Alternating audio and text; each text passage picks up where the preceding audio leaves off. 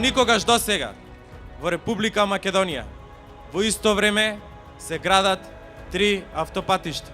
Првиот од Скопје до Штип, многу значаен за Источна Македонија за да може да се отворат нови работни места. Вториот автопат од Кичево до Охрид, значаен за развојот на западниот дел од Македонија, но исто така значаен и за развојот на туризмот во нашата земја. И третиот пат, кој започнавме да го градиме во 2012 година, тоа е автопатот од Демиркапија до Смоквица, со што целосно ќе го изградиме коридорот 10, никогаш претходно вака не се градело во нашата земја. Јас ви уверувам дека во текот на оваа година ќе се вработат минимум 1000 лица кои ќе работат на изградба на автопатиштата. Тоа беше и нашата цел кога работевме на овие проекти. Прво, да се изградат автопатиштата, второ, да имаме економски развој преку развој на градежништвото, но исто така да овозможиме работа на голем број на македонски градежни компании и на македонски работници. Заедно со председателот Иванов направивме многу. Со негова помош, ентузијазам и конструктивна работа направивме Македонија да напредува и да стане почитувана држава во Европа и во светот. Председателот Иванов е човек кој што во својот кабинет има примерно повеќе луѓе отколку речиси сите претходни председатели на државата заедно. Председателот Иванов беше директно вклучен и во голем број од проектите. Бидејќи стававме камен темелник овдека во скоро време на автопатот што ќе се гради од Кичево до Охрид, само една мала епизода за улогата на председателот Иванов и за она што некој пат позицијата го вели или можеби некој недоволно упатени луѓе дека председателот нема ингеренции во економијата. Кога председателот сака, тој има ингеренции во се. За време на тие преговори што ги имавме со кинеската страна, кои што траја цела година, и кој што навистина дојдува во една тешка фаза, кога беше потребно да се поттурне, кога беше потребно кај кинеската страна да се добие поддршка на највисоко политичко ниво, се обратиме кај председателот Иванов. Тој направи посета на Народна република Кина, направи средба со председателот на Народна република Кина, силно се заложи за овој проект, проектот доби политичка поддршка, многу набрзо ги завршивме преговорите и се потпише и се отпочна со она што сите сте сведоци. За жал, нашите политички опоненти од СДСМ се чини дека никогаш не го разбраа овој процес. Тие политиката ја држуваат на малку поинаков начин. Погледнете го нивниот тим, исти луѓе, со ист начин на размислување, иста матрица, наназад 20 години. Тоа се луѓе кои одобриле промена на името, тоа се луѓе кои одобриле територијална поделба, тоа се луѓе кои одобриле изборен фалсификат за да се остварат лични амбиции, луѓе кои го блокираа парламентот и носењето на буџетот само заради остварување на сопствена политичка моќ, луѓе аболицирани за своето криминално однесување, луѓе кои никогаш не излегле пред граѓаните со програма да кажат ова ќе работиме и никогаш не дале отчет за тоа што го сработиле.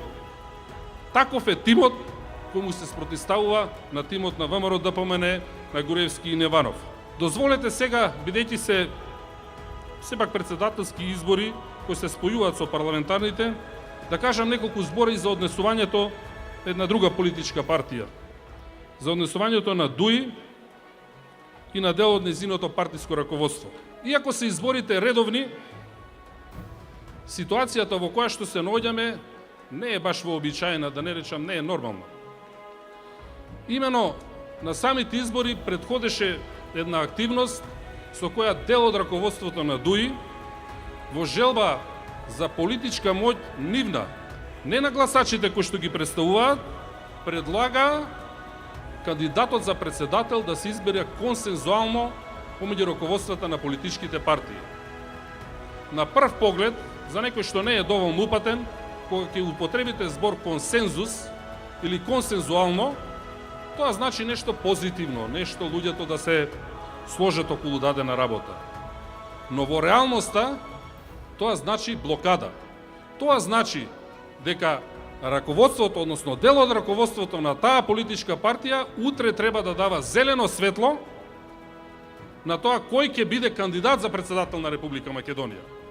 Тоа е несериозно ознесување, подценување на народот и токму затоа ние не го прифативме. Потоа следеше второто. По неуспехот на оваа иницијатива, сега повикуваат на бојкот на председателските избори. Сега веќе не се ставаат над другите политички партии, сега веќе се ставаат над сите гласачи. Повторно е пораката иста. Ако ние од раководството, односно дел од раководството на ДУИ, не се согласуваме со кандидатот или нешто не ни се допаѓа, вие останатите не можете да изберете председател. И таа порака ја упатуваат и кон македонците, и кон албанците. Со тоа фрлајте им прашина во очи. Тие се спремни да предизвикаат политичка криза во државата само за да демонстрираат својата собствена политичка моќ. Не интересот на гласачите, не на албанците, не на македонците. Затоа, почитувани, овие избори не се обични. Затоа е важно да се повтори излезноста од локалните избори. Важно е за македонците да излизат во голем број, бидејќи секој оној кој што нема да гласа сега, дава потврда поддршка на овој пристап на ДУИ, на раководството, на дел од раководството од ДУИ. Ние тоа не може да го прифатиме. Истото се однесува и за гласачите албанци. Со создавањето на политичка криза, сите проекти кои што се однесуваат и за албанските гласачи, но и за сите граѓани во Македонија ќе имаат кочење. И во исплаќањето на субвенции, и во давањето на зголемена социјална помош, и политиките за зголемување на платите, печатањето бесплатно на учебници, од кои што се печатат на неколку јазици, голем број на патишта кои што се градат из цела Македонија, неминовно од таквото однесување ќе има закочување. Не може од таквото однесување народот да има корист. Нити македонците, нити албанците, нити турците, нити власите, никој. Само демонстрација на политичка моќ на дел од раководството на таа партија. Погледнете против каков човек тие повикуваат на бојкот. Човек со извонреден карактер. Човек кој во својот кабинет има и албанци, и турци, и срби, и роми. Представници од сите нации. Човек со широко срце. Човек кој никогаш немал националистички изјави во изминатиот период, нити се чувствува така. Па тој е консензуалниот кандидат за целиот народ. Тој е најдобриот човек во моментот да ја представува Македонија. Подобар ли ќе најдеме?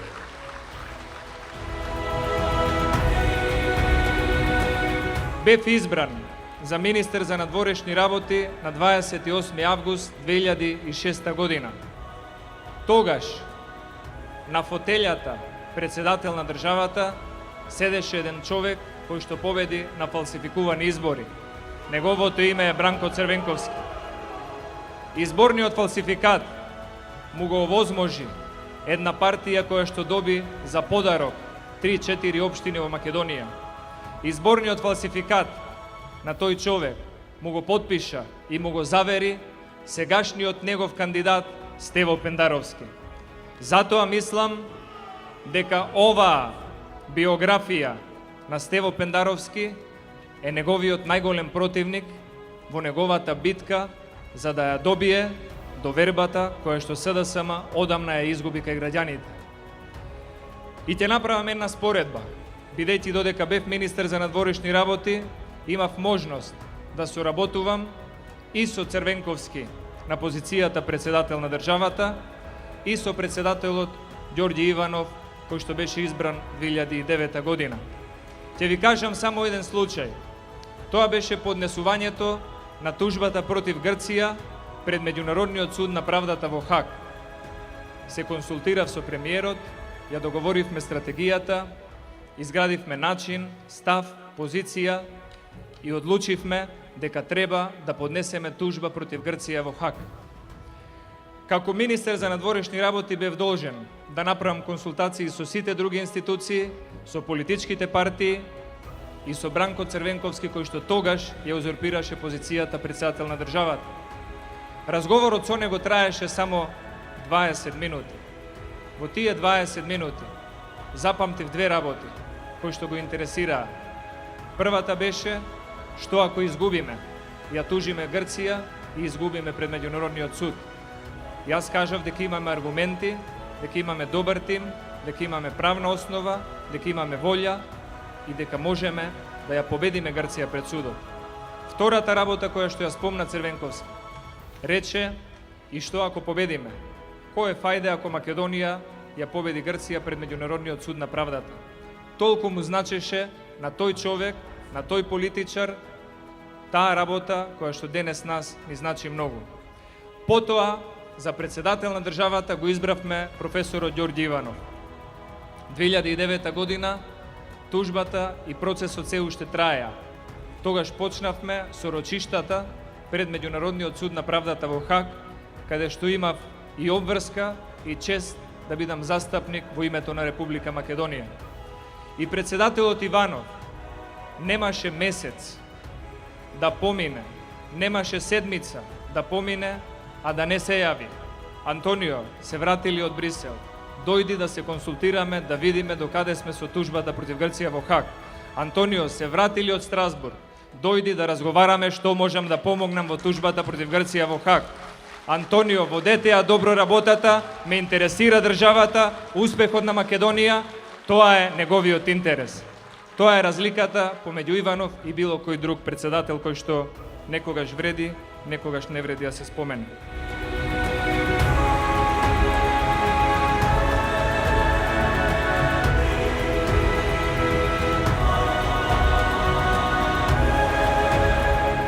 За овие 5 години многу се работеше.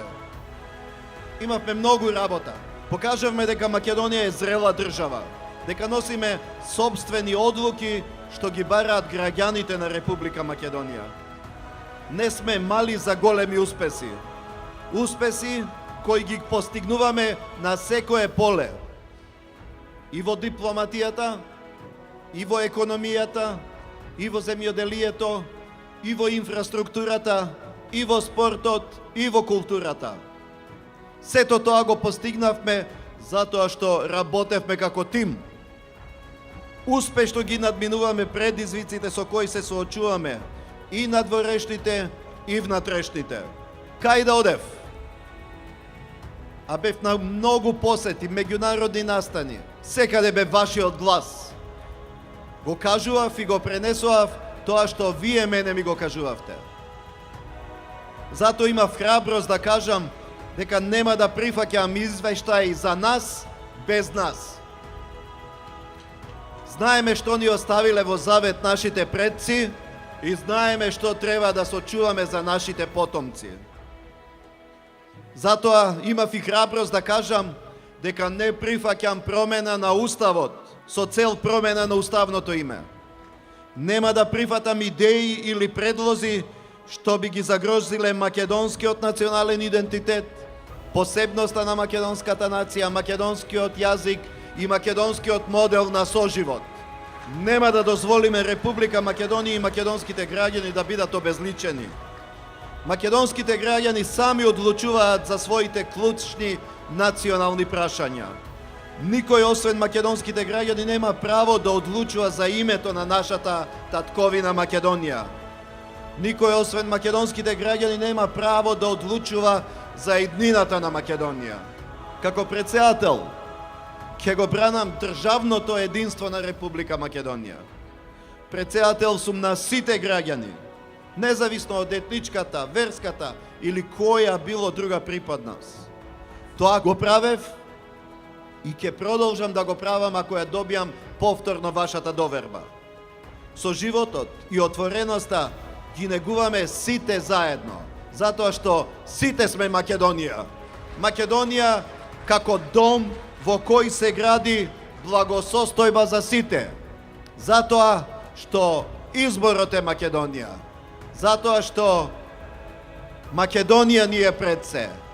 Затоа што државата ни е пред се. Граѓаните на Македонија ни се пред се.